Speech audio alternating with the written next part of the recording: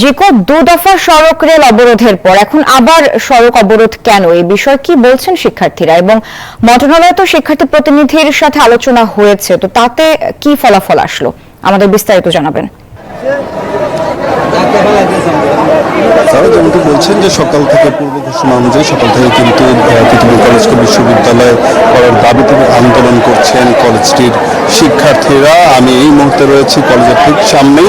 এখানে কিন্তু রাস্তাটি পুরোপুরিভাবেই অবরুদ্ধ করে তারা তাদের যেই দাবি সেটি কিন্তু আসলে চালিয়ে যাচ্ছেন। এরই মধ্যে আমরা যতটুকু জানতে পেরেছি যে মন্ত্রণালয়েও কিন্তু এরই মধ্যে যেই 12 জন প্রতিনিধি অর্থাৎ তিতুমির ঐক্যের পক্ষ থেকে যেই 12 জন প্রতিনিধি সেখানে গিয়েছিলেন, তারাও সেখানে আমরণ অনশন নিয়ে অবস্থান নিয়েছেন। সেখানে আলোচনা হয়েছে, সেই বিষয়টি আসলে সরাসরি আমরা জানতে চাবো একজনের কাছ থেকে।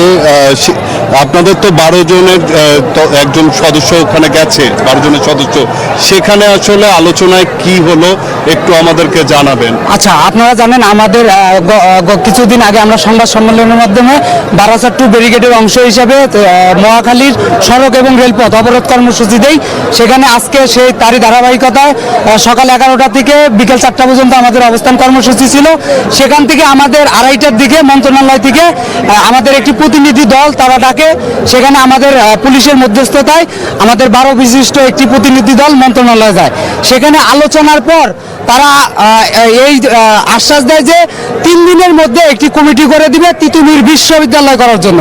তারা এটা দেওয়ার পরে সবাই যখন অফিসিয়াল বা একটা প্রেস বিজ্ঞপ্তি তাদের কাছে চায়, সেই প্রেস বিজ্ঞপ্তিটা লেখা হয়েছে, তারা দেখছে, কিন্তু তাদের হাতে হস্তান্তর করার পূর্ব মুহূর্তে তারা বিভিন্ন তালবাহানা শুরু করে দিয়েছে। তাদের এই প্রেস বিজ্ঞপ্তিটা এখন পর্যন্ত হস্তান্তর করে নাই। তারা শিক্ষা উপদেষ্টার প্রতিমন্ত্রীর রুমের সামনে এখন অবস্থান কর্মসূচি করতেছে।